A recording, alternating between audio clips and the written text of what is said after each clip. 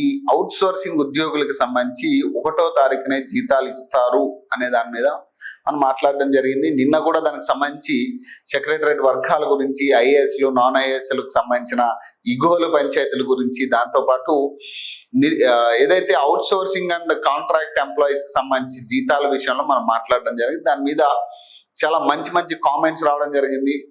So మాకు రావలేదన్నా, మాకు రాలేదు, కరెక్టే చెప్పారన్నా, నిజమే అన్నా, చాలా ఇబ్బంది పడతా ఉన్నాం మేము, మా పరిస్థితి చాలా ఘోరంగా ఉందని చెప్పి అందరూ కూడా కింద కామెంట్ చేయడం జరిగింది. సో ఫైనల్ గా ముఖ్యమంత్రి సీరియస్ అయినట్టుగా తెలుస్తా ఉంది ఆ అంశం మీద, ప్రధానంగా జీతాల అంశం మీద. మరి సీరియస్ అయితే సరిపోతుందో ఒక ముఖ్యమంత్రిగా, దాన్ని అమల్లోకి తీసుకొచ్చే విధానం ఎప్పుడు అనేది మా క్వశ్చన్. ఎందుకంటే ఇప్పుడు సీరియస్ అయి మనం వాళ్ళని పాయింట్అవుట్ చేసి ఎందుకు వీళ్ళకు జీతాలు వేయలేదని ఇప్పుడు ఏదో ఒక ప్రశ్నలు ఏమైనా సమయంలో మనం మాట్లాడటం కాదు కదా. సో దాన్ని కంప్లీట్ గా ఎప్పుడు పరిష్కరిస్తారు అనేది ఇక్కడ ఆలోచించాల్సిన విధానం.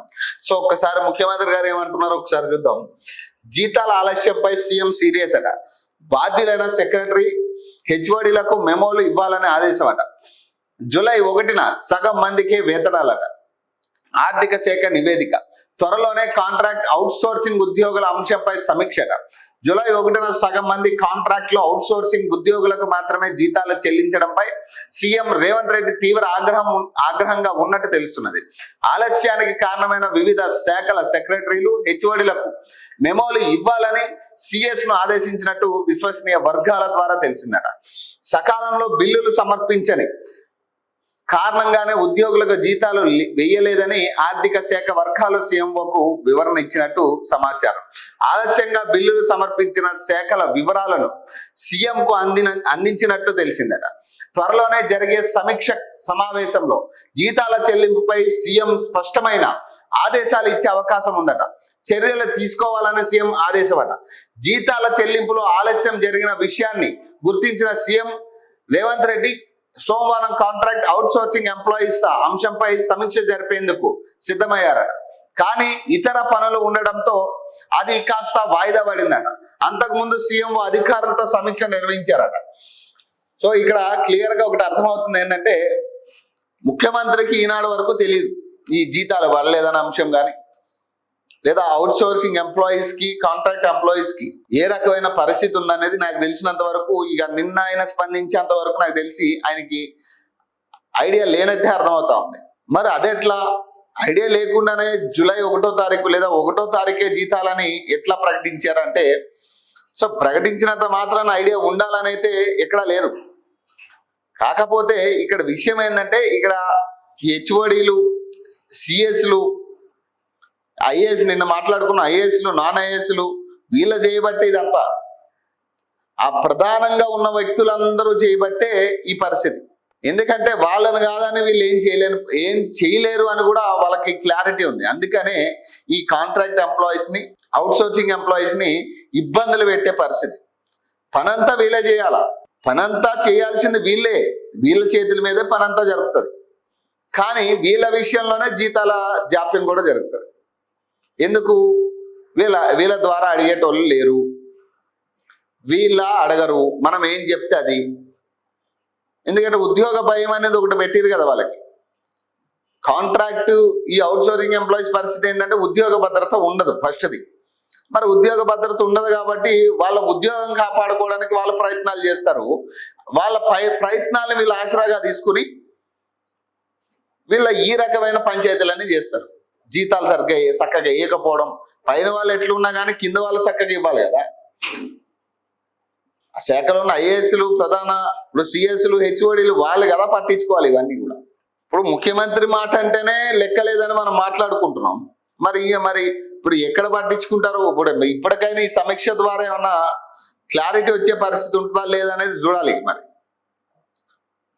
ఈ సమీక్ష తర్వాత కూడా ఇదే కంటిన్యూ అయితే ఇక దేవుడు కూడా మార్చలేని పరిస్థితే అనుకోవాలి ఇక.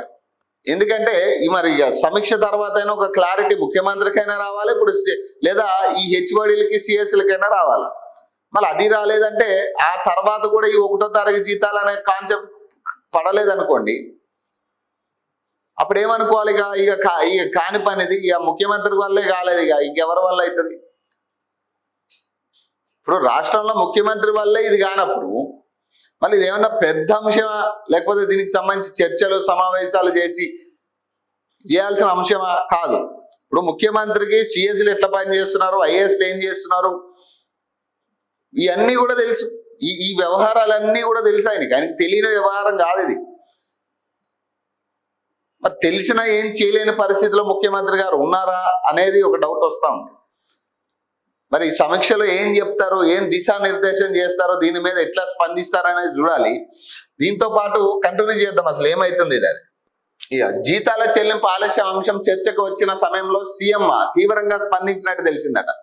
ప్రభుత్వ ఉద్యోగులతో సమానంగా కాంట్రాక్ట్ అవుట్సోర్సింగ్ ఉద్యోగులకు జీతాలు ప్రతి నెల 1న ఇవ్వాలని, నిధుల కొరత లేదు అయినా ఎందుకు జీతాలు ఇవ్వలేదు అని సీఎం ప్రశ్నించగా, నిర్ణీత సమయంలో బిల్లులు సమర్పించని కారణంగానే సగం మందికి మాత్రమే జీతాలు చెల్లించినట్టు అధికారులు వివరణ ఇచ్చినట్టు తెలిసిందట. సగం మంది కాదు, సగం మంది కంటే చాలా, సగానికంటే ఇంకా ఎక్కువ మందికే రావాలని చెప్తా ఉన్నారు. 30% మందికి కూడా జీతాలు పోలేదనేది మాకు తెలిసిన అంశం. మరి మీరేమో సగం మంది అంటున్నారు. దీనితో సీరియస్ అయిన సీఎం నిర్ణీత సమయంలో బిల్లులు సమర్పించిన సెక్రటరీలు హెచ్ఓడీలను గుర్తించి వారికి మెమోలు ఇవ్వాలని సిఎస్ ను ఆదేశించినట్టు తెలిసిందట. వెంటనే రంగంలోకి దిగిన సీఎంఓ ఏ శాఖ ఏ రోజు శాలరీ బిల్లును ఆర్థిక శాఖకు సమర్పించింది, సకాలంలో ఏ శాఖలు సమర్పించలేదు, అందుకు గల కారణాలు ఏంటి అనే అంశంపై ఆరా తీస్తున్నట్టు తెలిసిందట. సీరియస్ గా తీసుకుని అధికారులు జూలై 1 నుంచి రెగ్యులర్ ఉద్యోగుల తరహాలోనే ప్రతి నెల 1వ తేదీన కాంట్రాక్ట్ అవుట్సోర్సింగ్ ఎంప్లాయీస్ కు జీతాలు చెల్లించేందుకు ఏర్పాట్లు చేసుకోవాలని సీఎం రేవంత్ రెడ్డి అధికారులను ఆదేశించారు. దీంతో జూన్ జీతాల బిల్లులను జూన్ 25 లోపు తమకు పంపాలంటూ ఆర్థిక శాఖ అన్ని శాఖలకు సర్క్యులర్ జారీ చేసింది. కానీ కొన్ని శాఖలు మాత్రమే నిర్ణీత సమయంలో జీతాలకు సంబంధించిన బిల్లులను ఆర్థిక శాఖకు పంపాయి. దీంతో దాదాపు 5 లక్షల మంది కాంట్రాక్ట్ అవుట్సోర్సింగ్ ఎంప్లాయీస్ లో కేవలం 2.70 లక్షల మందికి మాత్రమే ఈ నెల 1న జీతాలు అందాయట.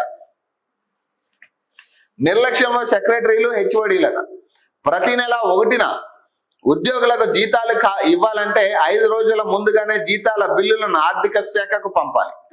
కానీ మెజార్టీ సెక్రటరీలు హెచ్ఓడీలు తమ శాఖల పరిధిలోని సంస్థలకు బిల్లులను సమర్పించే డెడ్ లైన్ వివరాలను పంపలేదు. దీంతో సగం మందికి మాత్రమే జీతాలు సకాలంలో చెల్లించారట.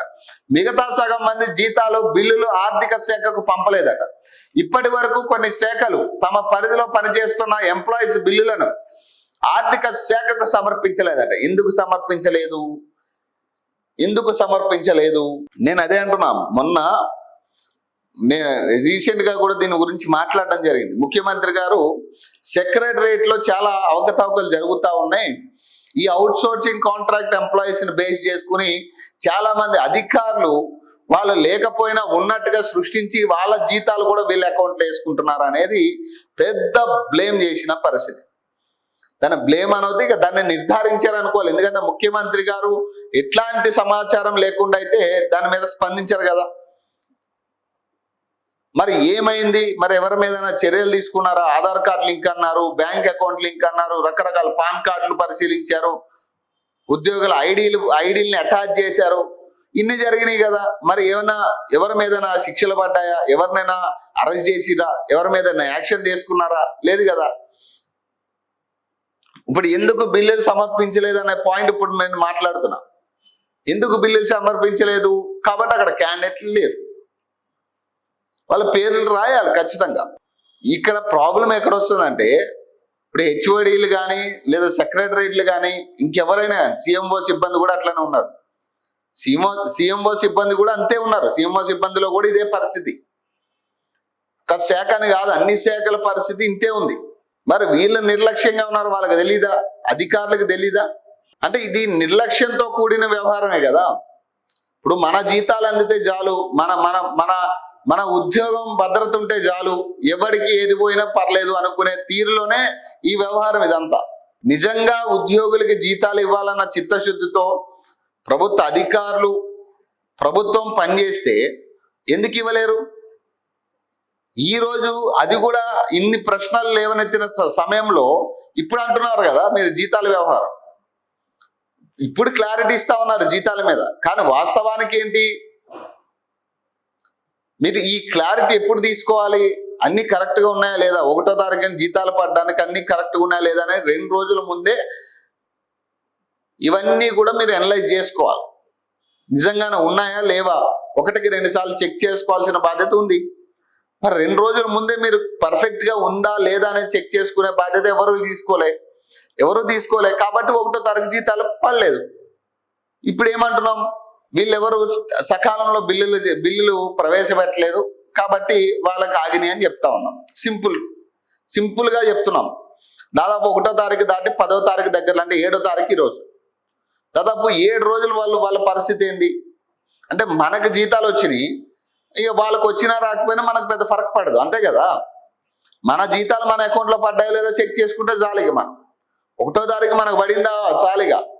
కాబట్టి ఇది పూర్తిగా అధికారుల నిర్లక్ష్యం. ఇది కావాలని చేసిర్రా లేదా అలా జరిగిందా అనేది పక్కన పెడితే అందరు అధికారుల నిర్లక్ష్యమే. ఇది వాళ్ళ బిల్లులు ప్రవేశపెట్టకపోవడం అనేది మీకు తెలుసు కదా, మరి ఎందుకు ప్రవేశపెట్టలేదని ఒక ఫోన్ చేసి ప్రవేశపెట్టాలి కదా బిల్లులు. ఈ సమయంలో మీరు 5 రోజుల ముందే మీరు బిల్లులు ప్రవేశపెట్టాలని మీరు రూల్ పెట్టారు. మరి బిల్లులు రాని క్రమంలో ఎవరి దగ్గర నుంచి బిల్లులు రాలేదో ఆ శాఖకు సంబంధించిన వాళ్ళు మీరు అడగాలి కదా, మరి మీరు ఎందుకు అడగలే?